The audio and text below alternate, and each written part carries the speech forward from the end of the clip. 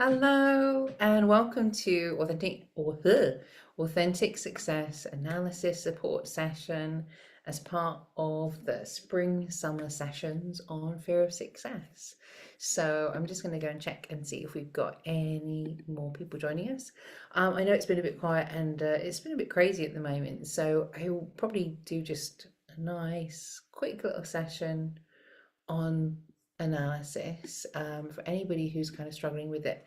Now, do remember, as you can see, it's been one of those days for me as well.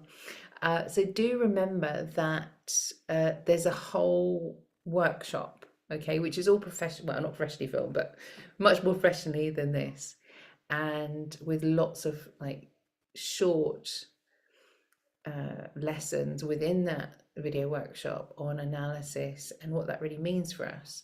So, I mean, really, I just called this analysis because it started with an A, and also it's very much like what we used to call therapy, which was analysis.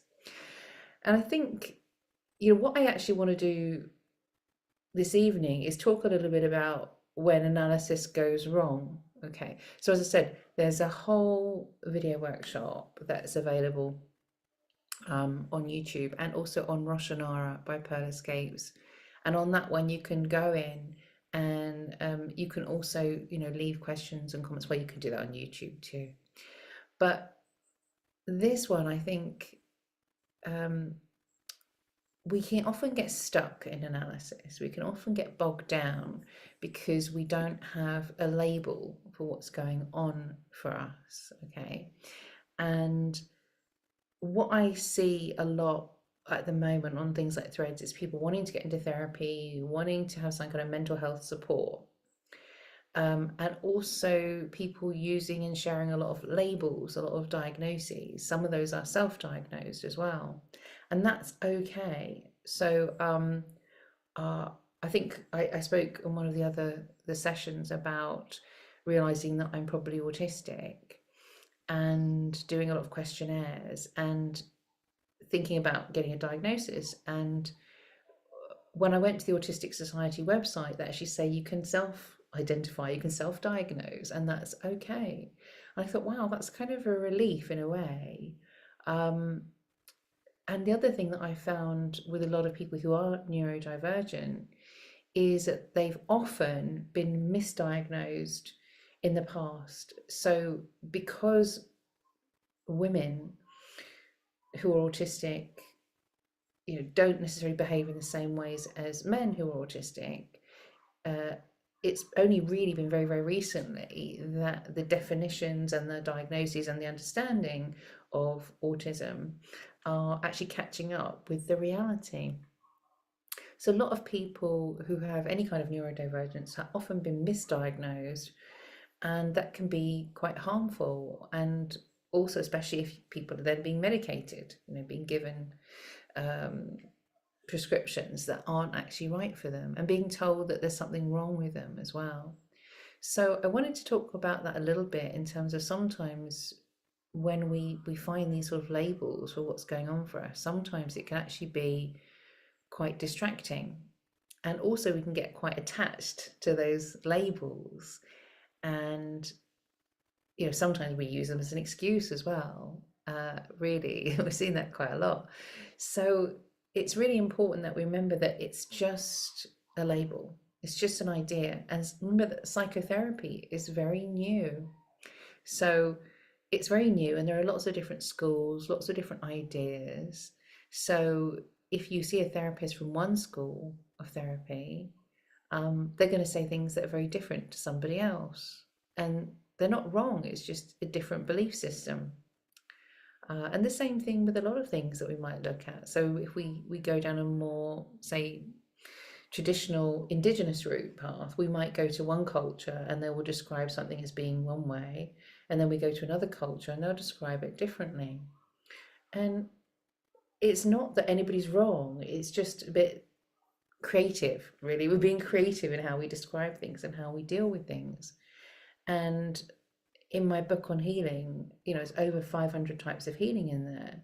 Some of them did not work at all for me, but those are also things that people are often telling me worked really well for them. But the important thing about analysis is that sometimes we do have to just go down deep inside and figure out what's going on for us. Because without that, sometimes it's very, very difficult to live. So we can use tools like meditation and mindfulness and say yoga, because ultimately these are all practices to help us to find and face the truth. And I was just thinking about this lesson, this support session earlier, and I thought I watched A Few Good Men the other day with Jack Nicholson. I don't know if you've ever seen it. And I mean, it's a very famous scene when he just, you can't handle the truth. And sometimes we can't handle the truth. So we have to be gentle with ourselves, with our analysis, with our looking, because sometimes, that reflection, that mirror can be a bit too harsh. So sometimes we need a smoky mirror. We talk about the smoky mirror in the Toltec tradition, and looking and seeing a smoky mirror and not seeing things clearly.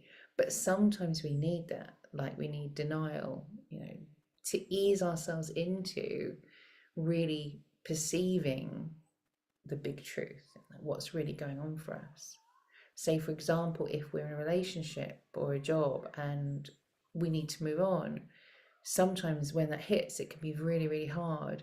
So sometimes what we need is we need those kind of what's the word, those clues, as we're going through to sort of figuring out, actually, I feel like I might need to move on. And I remember when I was living in Wimbledon, I had a flat that I lived in for 22 years.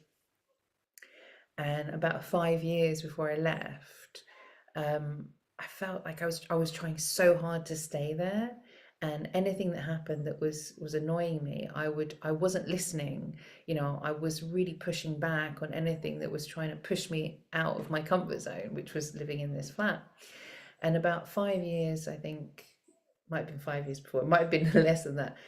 I remember I got to a point and I thought, do you know what? I give up and I'm going to listen to what's going on for me. And I'm going to listen to, when my neighbors are being really annoying or there's a problem here, when I feel that feeling of like, this doesn't work for me anymore. And I made myself a little promise, which was, okay, I give up. The next time I really feel like I want to go and I want to move, I'm actually gonna do it. So I think actually probably about a year after I said that I actually decided to leave and I decided to go. But I needed time because it was such a bolt hole, it was such a comfort zone for me. And I do believe that we always come to the right place at the right time. So, but sometimes we need to do it in those small stages, when we start to get really uncomfortable with things and we start to get annoyed with things. So we need that time to inch closer to seeing and understanding the truth. And meditation and mindfulness is very popular now, and a lot of the time people are kind of almost prescribing it as a way of calming yourself down and using it like a drug, like an antidepressant. Let's just take some drugs, let's just, meditation, mindfulness, and then you'll be all super happy and calm. But that's not how it really works for a lot of people, and it's not how it's supposed to work. So, for example, with meditation, what we often do when we go into meditation is we get calm and quiet. It's a bit like calming those waters, still waters, so we can look down and we can see what's truly at the bottom. And when we do that, we see the truth, we see the clarity, and we look down and we realize, oh, I'm unhappy because of the way I'm acting, because I'm listening to all the lies around me. Everyone's telling me, you've got to do this, you've got to do this, you can't do this, you can't do that. And I'm fighting, but what I'm really fighting is myself. I'm really fighting against my authentic success, which is just being myself and accepting myself the way I am. So, for example, if we are struggling with a health issue and we're pushing against it, instead of saying, you know what, let me take care of myself, let me take some time off to really look after myself. Or maybe I just can't do the things that I used to do. Uh, Instead of just trying to pretend it's not happening. And you can see here a wonderful example of this. So I'm in, the camera is adjusting, but you might be able to see that I'm sort of going purple right now. I'm going quite red. It's because I'm having a hot flash. And this isn't like a really bad one. I mean, I've gone quite pink and I'm feeling quite hot, but sometimes I feel really ill, like really dizzy and ill when they come on. And it's not fun. It's really not fun at all.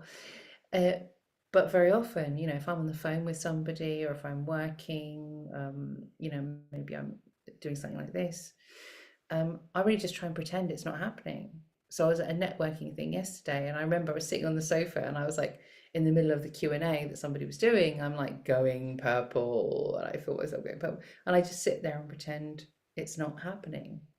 Because what am I going to do? If I'm having these sometimes it can be every like 15 minutes. If it's too hard to kind of keep getting up and going and standing by an open window and putting the fan on every 15 minutes, or sometimes that's all I can do. But it's the truth. It's the truth of what's actually happening for me right now. And sometimes, very often it takes us a long time to admit what's actually happening for us. And things like, as I say, if our relationships have changed, one of the things I think is really hard is with analysis is often, and this really happens when people go on retreat and we go into these trainings, is understanding the truth is that we're not who we think we are. And that's why this whole journey, the authentic success, your way, is often very cyclical. I think it should be cyclical. People say cyclical, but that sounds weird to me. Because you understand a little bit and you take an action and you move on, and then you understand a bit more and you do another action, and you kind of you go on a big journey, and as you do, you sort of start to let go of the pieces of yourself that aren't real. And if you try to do that all at once, it can be really traumatic, because I always say when the journey of the butterfly, change. So the caterpillar becomes a butterfly. But what the caterpillar actually does is I think it's really cool. When they go in the cocoon, they actually turn into a liquid. So the body just disintegrates, and then they turn it. So they don't just sprout wings, they actually sort of disintegrate and then reform. And sometimes it feels like that, when we're changing and we're developing this whole personal development lark, we're changing and growing. It's overwhelming at times. I mean, moving house is overwhelming. Clearing out your house is overwhelming. And when we do those things, we often feel that we have changed a lot. So letting go of things, we start to let go. I know I was a very messy person with an absolutely packed wardrobe and so much stuff. And now I'm very minimalist, really, and I don't have a lot of things. And I love it, and it's a lot easier. Life is a lot easier. But back then, I really thought that's who I was. I thought I needed all those clothes, all those outfits. I had to have, all these different clothes and shoes. And my goodness, and then I lived through a period of life when I had like, one pair of shoes and a pair of flip-flops, and let go of everything else. And sometimes now when I think, oh, I need some more shoes, I think, well, I used to manage with just one pair of shoes, and I probably have about 5 or 6 now. But there's a thing where, we take something about ourselves and we make it our identity, I am this, I am that. And when we look at analysis, what we're looking at is with the authentic success your way. It's really about saying what's happening for me as I'm moving forward, what's happening for me, and looking at anywhere that we're struggling. That's really the thing. But there's a lot of other ways we can analyze things. So for often, a lot of times when I'm meditating, which I love, is what I'm really doing is being open to the truth of who and what I am, and connecting with that truth, and connecting with that connection with everything and everyone, connecting with life. And when I do that, I get a sense of understanding whether I'm on the right path, and feeling very often that no matter how crazy my life seems and how weird it is and how wrong it might feel at times and how other people might judge it, in that moment I know that it's all happening perfectly, and I know that I'm doing things um, in exactly the right way. And I think today I sort of really fought with doing this. I really didn't want to come along and do it, and maybe nobody's going to watch it, that's okay. But now I'm doing it, and I'm sitting here talking, and I feel very calm and at peace, and as if this is something that is very right for me to do, but a bit shorter than I originally planned. So sometimes our analysis can just be about sitting or standing or walking, doesn't matter, sleeping, lying down, whatever, but just allowing the truth to come up. And sometimes the truth is incredibly comforting and calming, and sometimes it's very painful and awkward and challenging, and sometimes it's exhausting, because sometimes it's like, gosh, I've got a really long way to go before I get to where I'm going. And sometimes, like, I think for myself, I finished something off last week, and I think finishing that and letting it go has given me a real sense of peace, that I've achieved, I've taken that a certain step. It was a lot of hard work. So I think, but that journey keeps going. Sometimes it's like getting up in the morning, and just the act of getting on a bus was like so exhausting. But then we can look back and say, you know what, I'm really glad I did that. That actually felt right, And sometimes we don't necessarily know if things feel right in that moment, because we still have a lot of resistance. We still have a lot of resistance to being true to ourselves. But very often when we do things and we say, you know what, that was right. Thank you. I've got a call coming in, and it's lovely to see you.